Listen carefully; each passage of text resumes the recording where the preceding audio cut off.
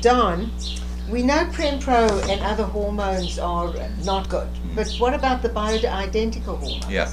Well, you know, we talked yesterday all about the history of Prempro, how that happened, what Prempro means. It's Premarin and Provera together. These are the drug hormones that scared the heck out of everybody. So all of a sudden, one day they were the savior for women, and in the 2002 study, they stopped it short, and now it's awful stuff to be taking because it caused a lot of the things that they thought it wasn't going to, or thought that it was supposed to be helping, right? So in comes about a year and a half or 2 years later, after this big 2002 study, Suzanne Summers with her book, first book that she wrote, and that was all about bioidentical hormones and how she helped herself from breast cancer, and then she met a doctor, and that doctor helped her. That put bioidentical hormones on the map. She sold a lot of books, she got out there, was in the media, and bioidentical hormones took on a whole new light, and millions of women within a year began looking into bioidentical hormones. Pharmacies were popping up that did compounding of bioidentical hormones. Many doctors were doing it, and for good reason, because number one, it's a great idea. They work better, they're far more effective, they're safer, and most importantly is that you can tailor the prescription of the bioidentical hormones to the woman herself and what the blood tests are showing you. Right. They were given these hormones, same dose for every woman, as if you're all the same, right? And so, but some women produce estrogen in a high amount, some low, some have higher progesterone, some lower. And if you get the same, it was just the whole thing, in my opinion, disaster.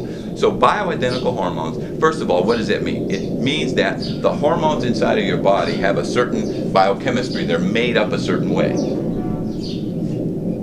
Horse estrogen is not your estrogen, but that's what Premarin is. Synthetic progesterone is not your progesterone, but that's what they were giving you. So we can utilize hormones that are the exact identical structure to the ones inside of your body, and therefore, when they become low, and you give back the identical hormone, the safety profile of that is so much better than just throwing it against the wall and seeing what sticks with the wrong hormones anyway. And that's the problem that we got ourselves into, right?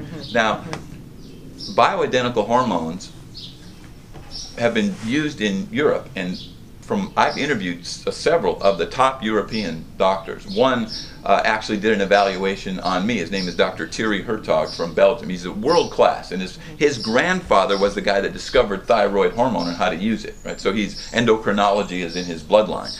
And I learned so much about how when you're going to use bioidentical hormones, you need to be able to understand what testing procedures to go through, and then how to look at the whole hormonal system and not just focus on maybe estrogen or progesterone or take a guess at what hormones you think are low.